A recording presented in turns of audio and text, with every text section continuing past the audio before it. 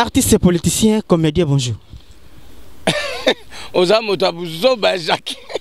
Artiste et politicien à Zaraka. Pourquoi au Ponaka modèle Oyo Olataraya, première dame, il y a République? C'est ça, à la Congolais, mon sous. Au diaspora, Oyo Chabani Nondat. Oyo, à Longola, joueur de Congo na Sony. Et ça, les manaote. D'abord, petit Nanga Fisso, ça, c'est Bissikazana Pessimbot. C'est mon petit que j'aime beaucoup, c'est encouragé. Mais, d'abord, il n'est pas président des comédiens.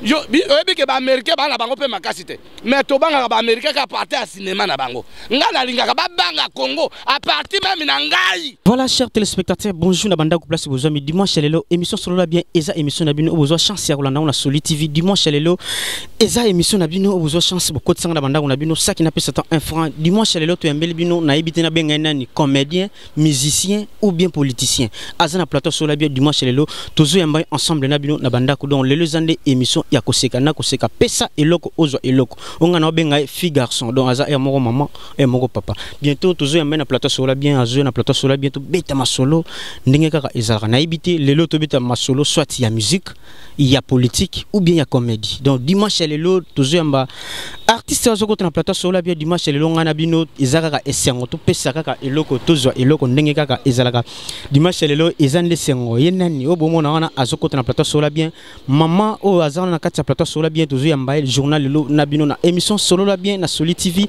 Bruno Kanza cordon de cordon Joël Makese Missa Piaolo na plateau solo bien bomoni invité azana plateau solo bien toujours beta na ma solo bino moko bozomo na beauté azamona mosi mais lelo toujours azo décortiquer biso na bino azanani auta wapi azo kende wapi azana plateau solo bien dimanche lelo soit za politicien ou bien nani toujours découvrir ensemble artiste et politicien comédien bonjour. Artiste et politicien à Zaraka. Yo lingi polémique. Voilà chers téléspectateurs, Azana plateau sur la bientôt zoyeba Azana ni soit musicien à Koyeb Sabisu soit politicien ou bien comédien à Koyeb Sabisu na plateau sur la bien dimanche lelo Bruno Kanza Makambuza on a Frasia place aux alliés za PC leur aux eloko artiste na banda ko bazana bezo bayeba Ozana ni na plateau sur la bien bominga na konsekaya Jacques donc on artiste politicien comment vous êtes complexé comme ça comment vous les Congolais je me présente d'abord au nom de la première dame d'Afrique Maman Nosanzo que vous connaissez, la plus belle du monde. Donc, je suis artiste et comédien, cinéaste congolais. Donc, après tout, je ne suis pas politicien. Pourquoi? Parce que j'ai habillé couple présidentiel. C'est l'image de mon pays. Je présente le premier couple de la République que je voulais saluer tout le peuple du monde.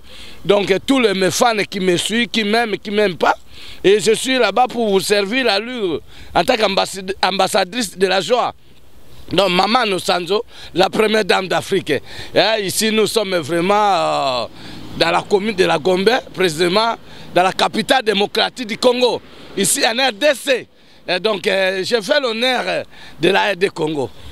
Merci chers téléspectateurs, yenani mama onusanzu azana plateau sur la dimanche lelo alati couple ya président de la République Joseph Kabila Kabang et maman Olive Lembe Kabila. Donc tozo beta masolo na katia boulevard Tchati place nini o sengi ngana yo to yamba artiste comédien na plateau sur la bien.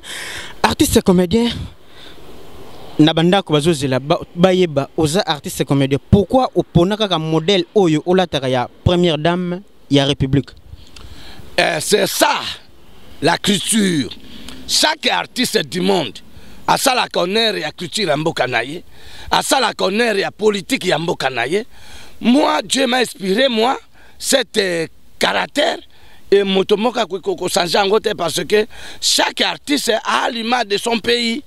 Donc moi, je présente la culture de mon pays, je présente la politique de mon pays, je présente aussi la presse aussi de mon pays, M. Jacques.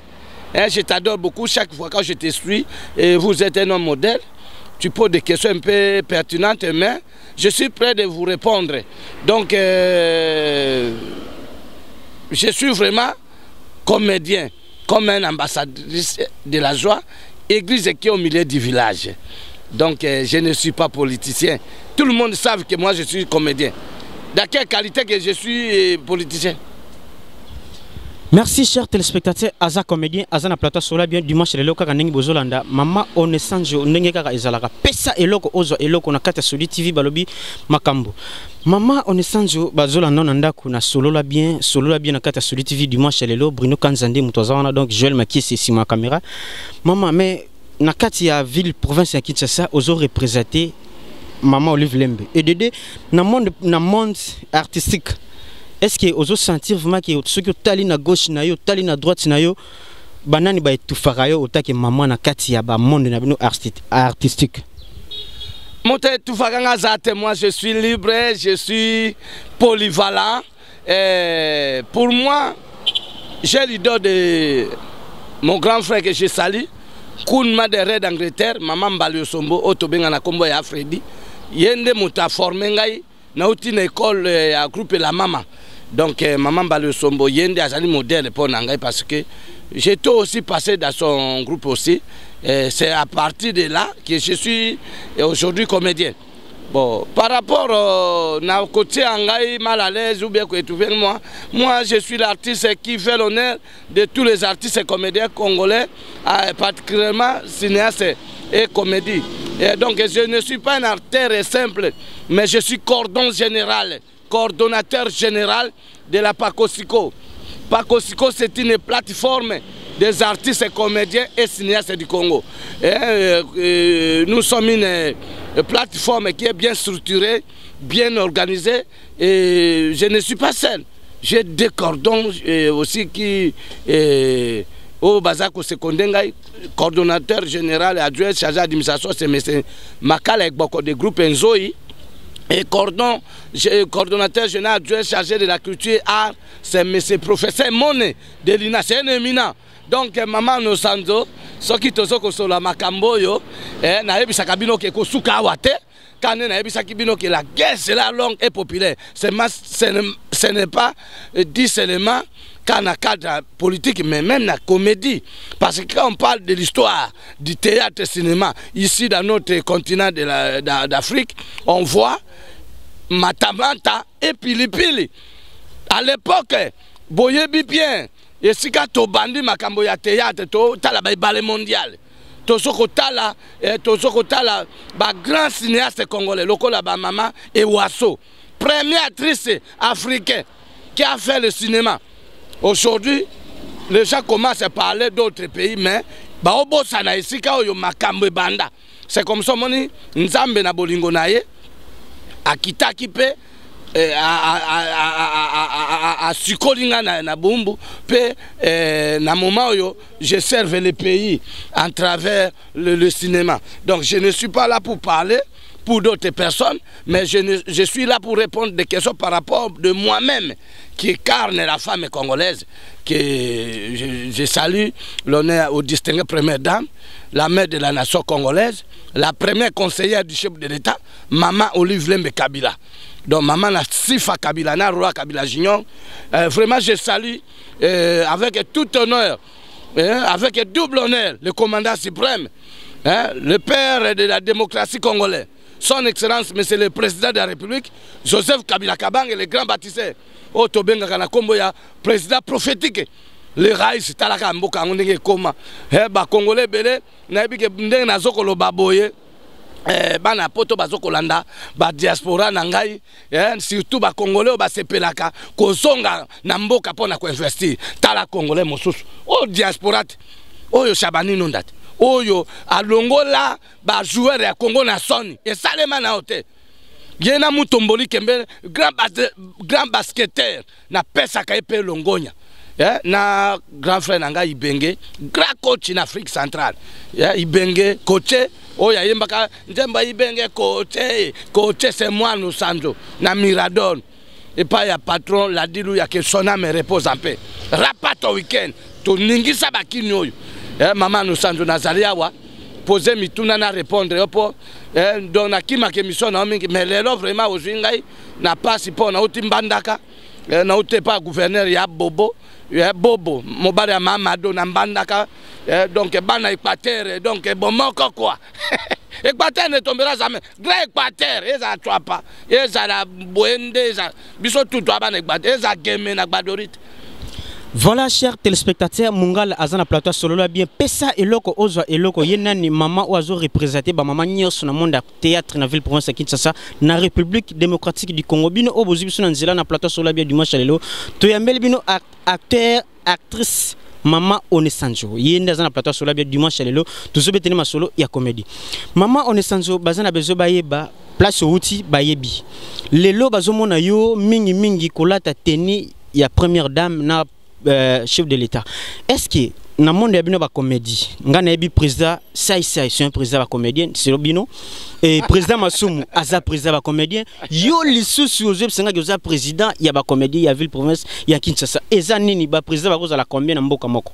Bon, omoni awa tozo solande bien. Mais so motalinga sur la mabe to solo, c'est mabe. Pour Sikanga Nazoko Baboye, Maman Onesanjo, je suis école de vertu, j'ai beaucoup de vertu. Et il faut artiste et comédien, c'est congolais. Baye bako exploiter ngai. Baye bako yoka ngai, baye bape ko landa ngai. Baye bape ko soutenir ngai, mais c'est les journalistes. Na sepira kana ba question na yo. D'abord, petit nanga fiso ça c'est bisika za na pese mbote. C'est mon petit que j'aime beaucoup, c'est encouragé. Mais d'abord, il n'est pas président des comédiens. Il est président de son groupe de théâtre et il est comme agence à publicité. Ça, c'est Fisto Azan est président. A postula Kande, Kozala, président à NTPC. Ouais, ils sont partenaires Nabiso. Donc, nous sommes Pakosiko. Pakosiko, c'est une plateforme qui ensemble des associations, des groupes de théâtre et les indépendants. Donc, Maman Onesanjo coordonne tous les comédiens, même Papa Massoum de Brendé, président de la NTPC sortant. Ayebi yango parce que la NTPC jusqu'alors position yebanité. Comité directeur NTPC sikana Olanda Boye, l'homme de droit, président de Bisso ya groupe Simba, secrétaire général NTPC, ayebi yango, il est démissionnaire. Le comité directeur de la NTPC n'existe pas. Et ceux qui vont continuer koko ça ba comédien, ngai naza ko solo là toujours bien. Pendant qu'on yebisa que chaque chose a son temps. Le moment est venu, artiste et comédien totalement. Et si on a bandaki makambo ya to soutenir campagne ya Mokonzamboka. Pour na monaki que contenu vie sociale, il y a artiste et comédien congolais, ils allaient kaka toujours na misère. Au côté là, artiste musu patricien, ba liolo, ba papa la biso, oyo ya sale ke coiffeur, ba papa louvois. Ba artiste musu soko côté na académie, au taliba musicien, au taliba joueur tala. Mais biso ba comédien kaka complexe, kaka à politique, oui. Nous sommes à politique, mais ceux qui te lobby que tout ça politique est sans charger na biso. Artiste à l'époque coloniale, basalaki mosala. Artiste na époque il y a deuxième république et après la première république il y a papa Kassavou, président de fait Joseph Kasavubu. Artiste comédien basaki mosala. Artiste comédien série à maréchal Mobutu na deuxième république. Tout le monde qui bangadadia, tout le monde qui bavie takinga, babandota mona maréchal na maman balio sombo. Basalaki mosala na bango. Mosala monalaki. Mais vieux ezalaki à misère. Na tango wa Mousse Kabila, homme culturel, soldat du peuple. Que son âme repose en paix. Oh, Tobenga héros national, Wendo Colosson, que son âme repose en paix. On m'a dit que les artistes sont négligés dans la société. Mais si comme Moussa y est, à tomber la musique à Congo, parce que c'est Wendo Colosson, il connaît la musique à Congo. Au moment mais tout le monde qui peut quand même comédie peut passer là qui va. Nangonga Joseph Kabila Kabank, phénomène imprécis 4. Ngai na yebisi ba comédie boya to soutenir campagne ya Mokonzamboka. To soutenir Maman Mokonzamboka, Maman Olive Asika biso te, à soutenir pe biso parmi ba bénéficiaires. Maman Olive assista qui peut ba comédien. Ce n'est pas seulement dit tout le monde qui Maman Olive a balisi ba militaire, a balisi ba policier, Maman Olive a comme qui même docteur, a comme coopérer bateau, Maman Olive a comme maman maraîchère. Ezali ya campagne te. Ezali ya colocation qui promotion non, c'est le seul premier dans mon monde.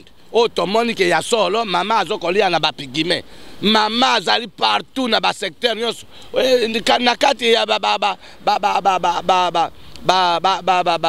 makambo yo ya bon nakoloba mingi te po nakuta maman parce que maman na biso azali maman modèle, maman université une école de vérité za ba vérité sengeli ba congolais ba yeba. Maman Onesanjo, je ne suis pas là pour diviser. Je suis là-bas pour assembler tous les artistes et comédiens de se mettre ensemble. Je suis coordonnateur général de Massoum de Brendi, il y a des images. Nous avons organisé des marches pacifiques pour la paix. Nabitumbo bandé ko le kanaba 2011 pour Nabitumbo zaina Goma. Tokendaka na kan kokolesika na Holanda ba militaire ya kan kokolo bayebi. À l'époque na comité ya Kalapa kosiko ezalaki ngai nazaki président Muyombe Gosse azaki premier vice-président chargé à culture Muyombe Gosse akendaki ko accompagner biso tokenda na kan kokolo pona ko assister ba GA combattant ba kwa na biscade bo bazaki blessé pona ko encourager ba FADC. Maman nous avons fait quoi? Et là on dit biso to salité na mboka oyo. Mais ezali moi ba négligence côté musunde ezali bon na biso ba congolais on moni to za na objectivité to sala kaka na ba projet ya court terme mais ba projet à long terme. Mais maman nous avons des grands projets de long terme. Parce que les autres sont les Nigériens, les théâtres nigériens. Oui, parce que biso to continent divin Gaston, il y a polémique. Sinon pas ba Nigérien ba bandi théâtre na simana biso te. Les autres comme complexe, par manque de volonté culturelle. Et c'est comme ça, mon naza toujours kobenga ba comédien ba ya to sangana pour na to ba ko défendre droit ya théâtre na biso, to ba pe ko ça la promotion ya ba œuvre na biso. Na ye ba pe ko orienter bango ba ko respecter ba institution mboka. Ba comédien belo mona ka boy bazana registré na ministère de la culture arrêté. So créé kuna na secrétariat général culture. O comment ba comédien ba so ki misa to so ki mine. O mona comédien pour azo moi carte ya artiste ezaka so ka linga voyager. Donc il y a ce qu'on préparer à venir. Donc il y a l'obésité, association, ils ont moko kaka pakosiko. Ba association wana musu se fonctionnaire. Ce qui fonctionnaire ba bureau na bangi za wapi. Carte ya membre za wapi. Pe basi basala nini. Ezaka pona ba kombo, ezaka pona bato akala non.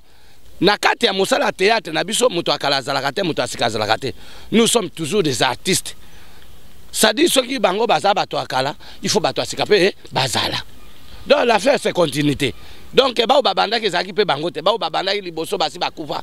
Et ba mususu pe bazali ba bombo fifi ba na ba États-Unis, ba vie na biso mango bo baza na Europe, ba li parti toza na ba mama visa bakufa que son âme repose en paix, toza ba mabele, toza ba mama bomengo bi pendu chako, toza ba mama baza ebele. C'est comme ça. Voilà, chers téléspectateurs, boyoki question ni bolba qui n'a posé bino et pas ya maman au Sanjo na plateau Solabia dimanche lelo. Obozi chance ya Rolanda émission Solabia dimanche lelo maman de azo solo na plateau Solabia na compte ya association na bango ezaka ka moko batala na gauche batali na droite association moko kaka eza na kati na bango a wana kati na émission Solabia dimanche lelo maman on Sanjo plateau Solabia dimanche lelo question moko e uti pa Peter Masevela balobi maman on Sanjo yo au sala qui campagne pour la madame première dame ya République ba pesa ko jeep et créa qui ba polémique na ville province Kinshasa et lelo oyo jeep on a habité et mona na kali susuté ce qui jeep on ezo fonctionner kaka na mona suzo tambola makolo. Pourquoi bino ba artiste congolais bolinga ko garder ba souvenir te o bazo pesa bino chance ya kambala moko na vie o boule chansona e kozonga lisusu o moni maman on libilembe Kabila totanga kai na makambo mingi te balobi kombo mokonzi batanga ngo papa mbate mama ya sola mona ki ke artiste comédien lokola mama nous sanzaza na droit ko mériter jipango na zoinga moko te to zoaki ba jipebele na zoaki jipe yandi mo sa zoaki jipe mbalo so ba zoaki jipe c'est ya kadiombo ngalupare mais quelque part les aki moyen de transport mama pesa nga po amona ina otamwa makolo mais na mona ki ke ngai na za na adresse te papa. Oui, bi mosala biso nde to sabone tingai boye. Na zina no producteur te o ya ko produire ngai pour que nazala quand même na moi œuvre oyo na kuiko ke na sokoda po na zwa kambongo. Motako saote. Esika na mona ke mama mukonza pesi nga mutuka. Na kuiko tika la pamba te na somba na teka na somba ngamu anda na tika na souvenir pona cadeau mama pesa kinga. Kotambola makolo ezali malamu te. Mais lelo na kuiko tambola makolo na ebilobi te. Ça veut dire que lelo yo kuiko za na mutuka ngai na za na ndako ngana kuiko za na ndako yo za na mutuka o mani lelo so ina tamba na mutuka wala même so ekufa msu na problème ya ba pièce msu me ba osekanga mais lelo na mwa lopangu nanga malgré tout na somba lopangu ngo place moko ya bien te yango moni place wana nazo ko dinda mikonyo atanelanga to so ko dinda mais l'essentiel na lopangu nanga mais na ebi ke siri na otenga na mona mama nzo mamadi nga na mona mama Olive na kolelaka te nga na lelaka te bino ka boninga ko tonga ngai popinga ngai nga nazaka na problème ya population te congolaise na sala ka boy saka pona se pensa peuple. Je ne suis pas là pour commencer de parler de mal pour notre pays ou bien non. Ngai kutu nazana lupang ba comédie bele pe bazana ba carrière koleka ngai ba nango te. Ngai kutu nazwaki mwa moto ka ba mususu pe bazwi te. Mais ngai moko te. Comédien et belé, bazui quand même grâce, maman Olive va soutenir, va comédie belé, va jouer, va artiste en lolenge na lolenge, tout le monde va comédie, va outil Dubaï yao. Maman Mokonza Kena va comédie Dubaï, pour na honorer bango pour na moya basi. Le 8 mars 2018 yo. Oui puis que maman Olive a longoli biso va comédie congolais son, mais là qu'on a osenga na maman Mokonzi ke a soutenir Pakosiko, parce que au monde ndenge to otambola boy. Pour un cadre polémique, il y a un sens mon côté. Par contre, nous sommes une structure qui est bien structurée. Tous allés dans la statut, tous allés dans le bureau, dans le 16e mairie, tous allés dans le projet. Et c'est il faut que la société, il y a production de cinéma au Congo, au lieu des Congolais pour le cinéma. C'est parmi les grands projets que nous avons. Et tu travailler ensemble dans le Nigeria, pourquoi pas aussi il y a Congo Brazzaville, pourquoi pas il y a des grands cinéastes au niveau du Congo Brazzaville, au niveau de l'Angola, au niveau de Rwanda, au niveau de tous les pays limitrophes de l'Afrique. Donc maman, je suis là pour réunir les comédiens congolais, pourquoi pas les cinéastes en général. C'est ça. Merci association Pasiko ezana pona Pakosiko ezana pona bino nyonso ozana besoin oya ko si adhérer artiste comédien maman alobi bien que ya kalane sika bazate bosala quand même musala papa alage yeba ki yopi fo oya na kota na association ko wana aza déjà membre. Merci papa alage, merci parce que merci chers téléspectateurs, maman on est sans joie na plateau sur la bien dimanche lelo émission sur la bien comme kokende déjà na suka dimanche lelo kaka ndenge za la radio bisaba bino pesa eloko ozo eloko maman on est sans joie question moko awa tuga bon et ça la ba congolais pas cité pour tous déjà na news quoi comme moko ta ko sala bango passe ozo circuler mikolo ozo circuler déjà mikolo oyo mais c'est ça maman on est sans joie moto passe mais c'est Jacques maman on est sans joie question za awa pona yo non eza nango bien mais ba msuba zona contre moko bo mabe maman on est sans joie président, il y a parti politique MLC, Nzamba Sungi, par rapport à Abimi, sentiment de comédien, Nabilamba Oulati, sentiment de comédien congolais, yo loba na place ba congolais, sentiment nabino eza nini solo là. Oh, mais on les a li kamboyo ba congolais mosusu ba koyo capable na sens nini. D'abord la pesi le coup me pas na Nzambe tata mokeli. O ya kela biso na Congo, après ça biso Congo na biso. Oyo na sambe na kamikolo nyonso. Po na bakonzi ya mboka. Po Bible neza ko recommander biso. Mona mboka Jean-Pierre Bemba Gombo, Nzambe apambola yo, ndenge Nzambe apesi yo grâce. Ozonga na mabela bakoko na yo. Ba Congolais nyonso parce que mon ngai nazalaka ba benga soso pembe. O mon akia ngai nazalaka mingi na lobaka ke nazalaka mingi na PPRD. Pourquoi PPRD? Parce que c'est la première partie. Oyo ezoko kamamboka. Parti ya Mokonzi ya mboka. Joseph Kabila Kabang, celui-là, gala de la nation congolaise. Tu peux comparer na motote, chacun à son tour. Mon amboka Jean-Pierre Bemba Gombo na transition en 2006 na soutenu que Makasi. Bon, et c'est cas oyo que comme problème il y a Abimi. Mais peuple congolais nyonso, ils ont la bateau ya majorité, ils ont la bateau ya opposition, ils ont la bateau ya société civile. To sepeli parce que moto moka ko sepeli na passe ya motote. Puis il faut qu'on aille bisaka que na laye kuna na Pays-Bas. Oyebi que Congo est représenté dans tous les pays du monde. Oyebi te que tata Mokonzi mboka yende moto a soutenir Kabemba mingi koleka ngai na yo.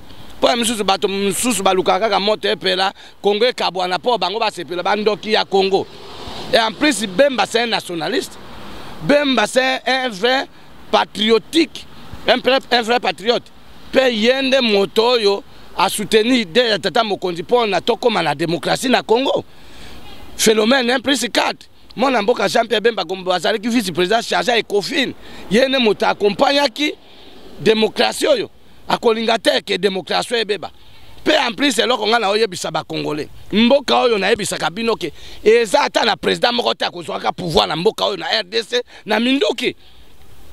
selon la constitution de notre pays. Nalandaki discours à Mokonzi Mboka. Mokonzi Mboka lobaki ata to kondima ete en tant que cher, en tant qu'humain, mais tondi maya ata la misala. Ngana uti kuna ya fait PM vice-ministre ministre intérieur. Hein? Camarade Nangai Harry Mova Sakan, professeur. C'est un homme culturel. Na kei comment na bureau. Webi ke na tango ya kala na mboka na biso ba konzi ya mboka basaki na bureau te ba na foot ba na osala na bandako ba berge batikaki.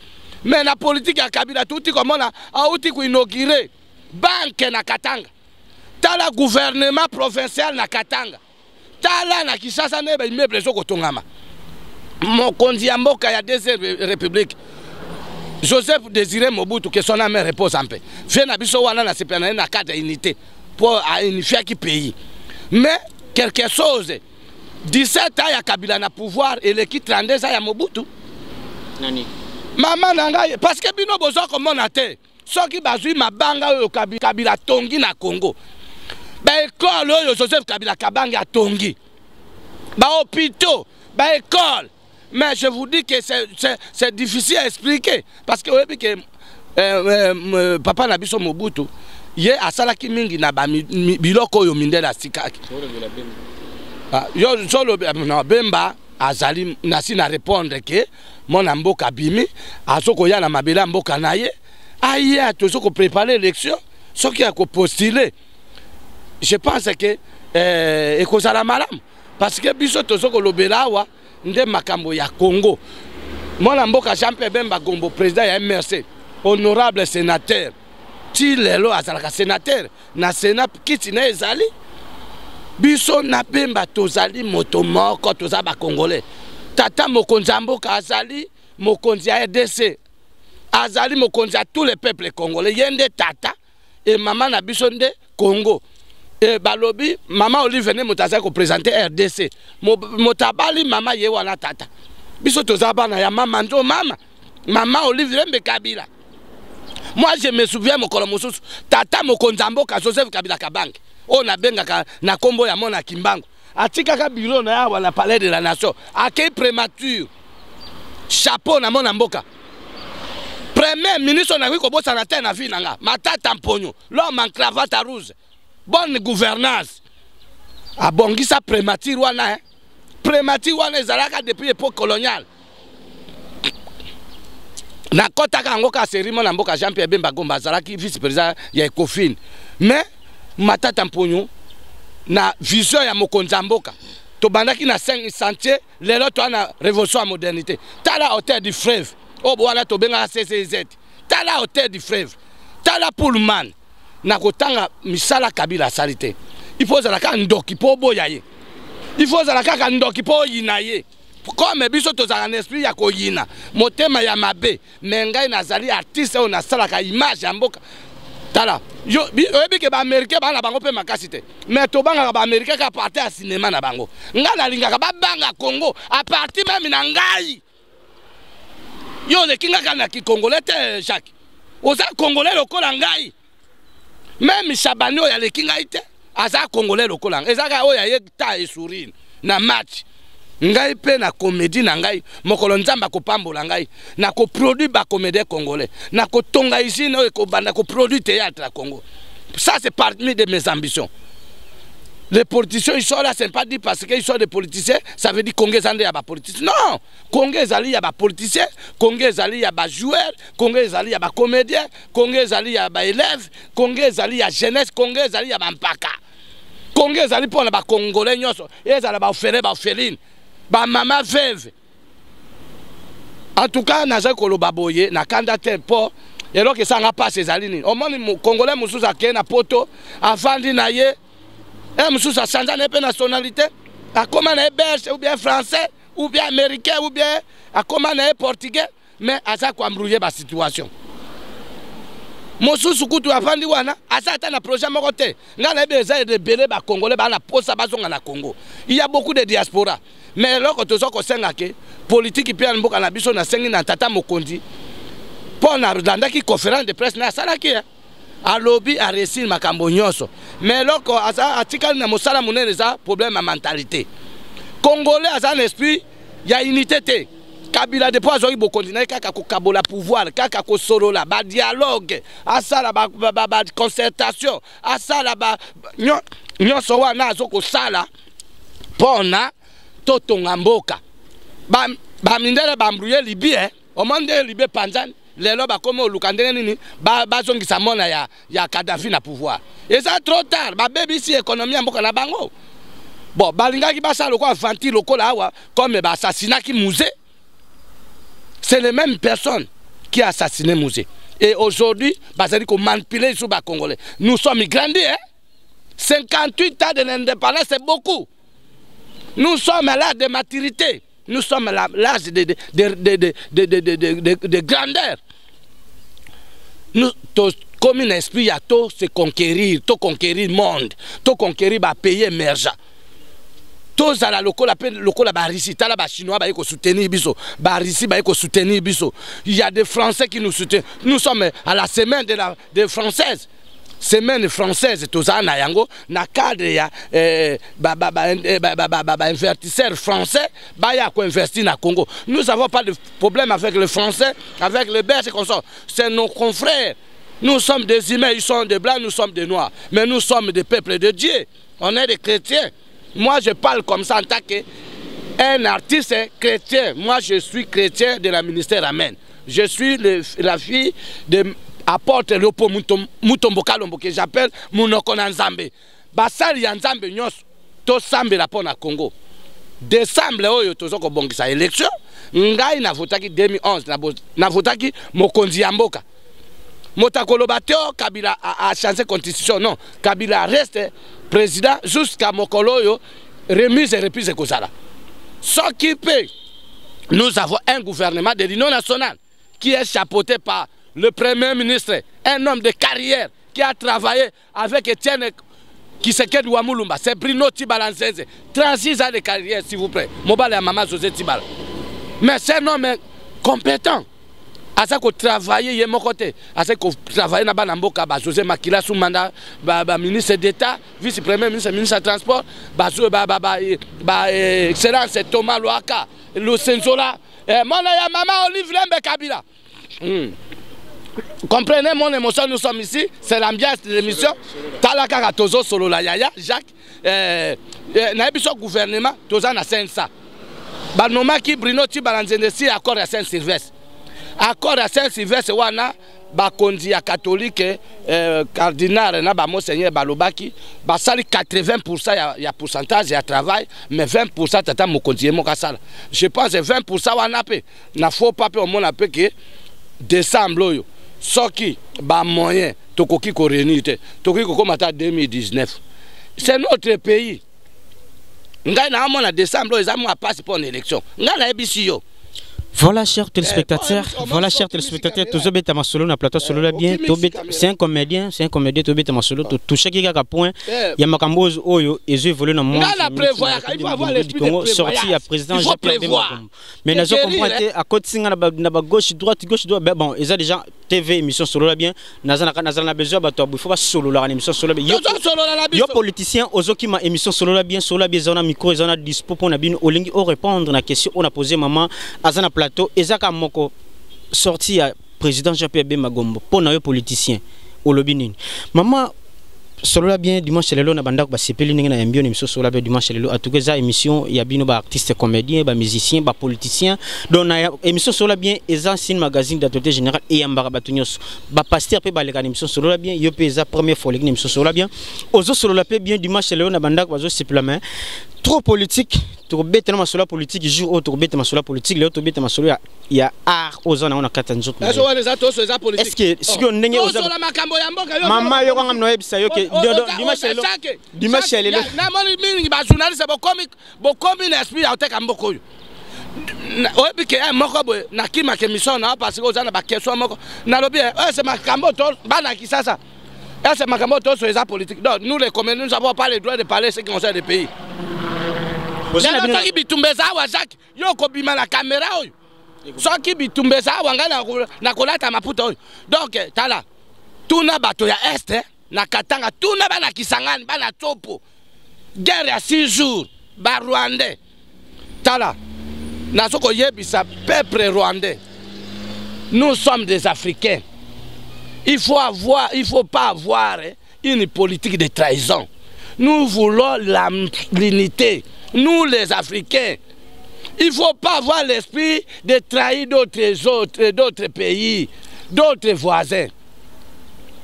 Et si on a le Rwandais,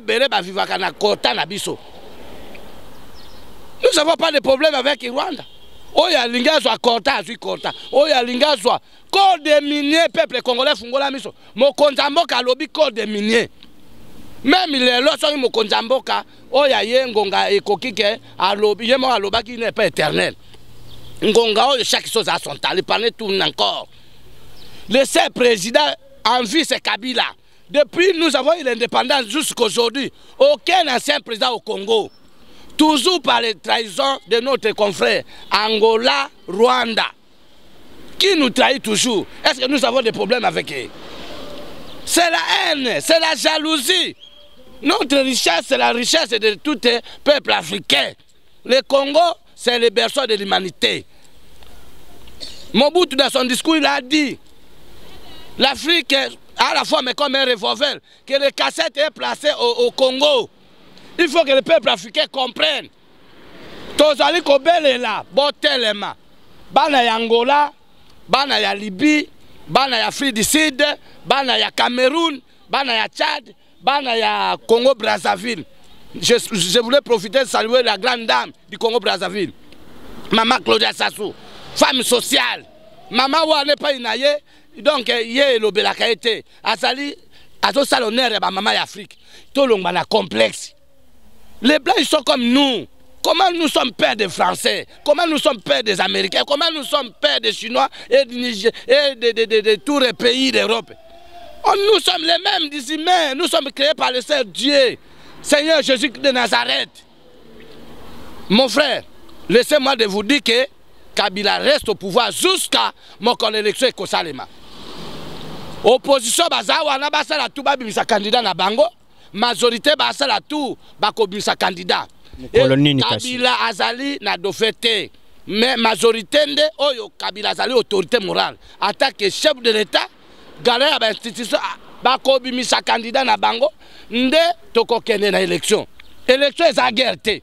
Moto nyonso azokende pa na mindele ba pese mbongo asomi mindoki po aya oboma peuple congolais pour na pouvoir na ye pour l'intérêt à mindele et pe wana ekobalukela. C'est biblique. Moi je dis ça en tant qu'ange en chair. Tous les peuples congolais qui ont l'esprit d'aller à l'Occident pour mener des armes ici, pour détruire tout ce que nous avons construit. Mais cette épée-là doit faire le retour. Jusqu'à la 4e génération, s'il vous plaît. Merci chers téléspectateurs. Émission solo la bien. On est Sanjo. Émission solo la bien. Ezalaki na sengwa koyamba dimanche lelo. Émission solo la bien et comme na suka. Mot de la fin na émission lelo dimanche na banda kwa zozi la mama on est Sanjo. Azan déjà na plateau solo la bien. Yepo na ezaka pesa eloko ozo eloko plateau solo la bien bientôt. Tous en marche de santé le 23 juin oyo to betela ngo 7 yaka déjà somba polo.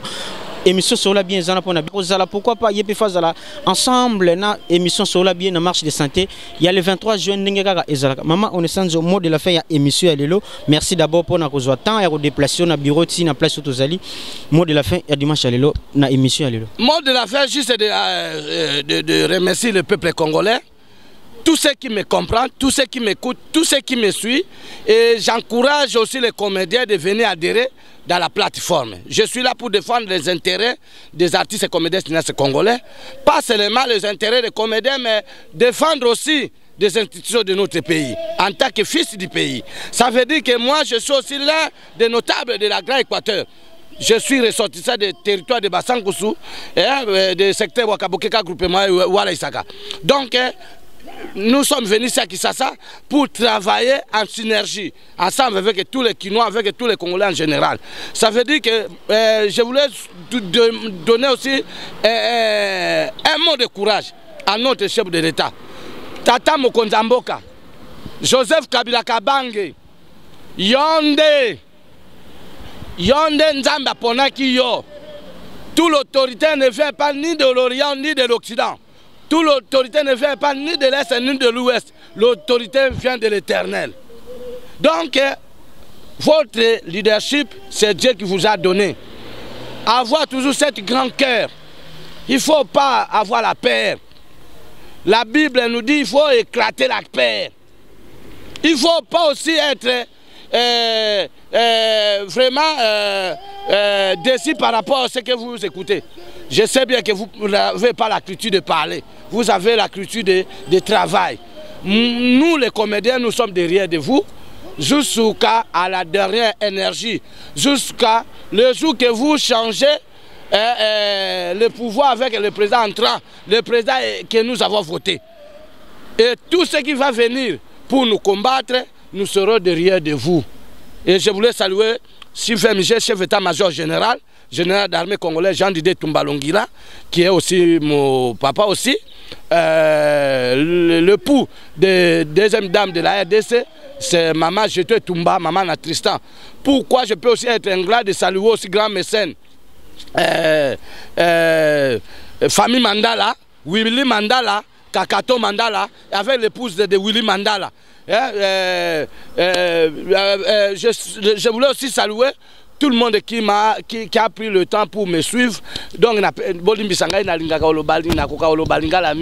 suis madame de la francophonie. Je suis habitué de parler beaucoup français. Et surtout vous aussi, par grâce que vous m'avez aussi invité. Et je vous remercie aussi, M. Patrick. Vous avez posé de bonnes questions. Je pense que vous êtes aussi, je réponds aussi par rapport, je ne sais pas bien, vous avez encore resté encore d'autres questions que je n'ai pas répondu.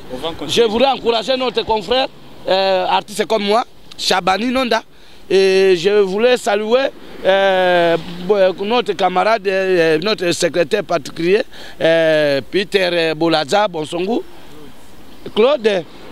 Donc, M. Claude, vraiment, ce sont des gens qui me soutiennent aussi beaucoup.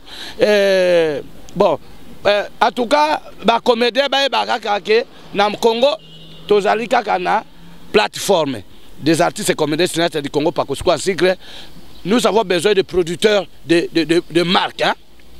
Ce n'est pas des exploitateurs qui viennent, qui quittent l'Occident pour venir exploiter les comédiens congolais avec des cachets de $50, $100. En tout cas, arrêtez-moi de théâtre. Hein? Moi, je ne suis pas un artiste que vous pouvez produire avec $100. Pour faire quoi avec $100? Je peux construire comme ça, comme cas. Hein? Voilà, chers téléspectateurs, maman, on est en train de plateau sur la bien dimanche le on est bien sur la bien Eza Abino so vous chance sur la Soli TV dimanche le to ya mela bino maman vmanda zana yende makambu balobi pesa eloko ozo eloko maman on est en train ozo eloko yangone makambu balobi artiste comédien binonde babi pesa eloko ozo eloko na caméra ya Joël Makie mwana bato maman solo la bien yangone makambu bokulaka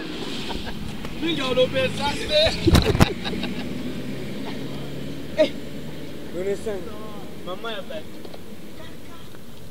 monsieur, boss.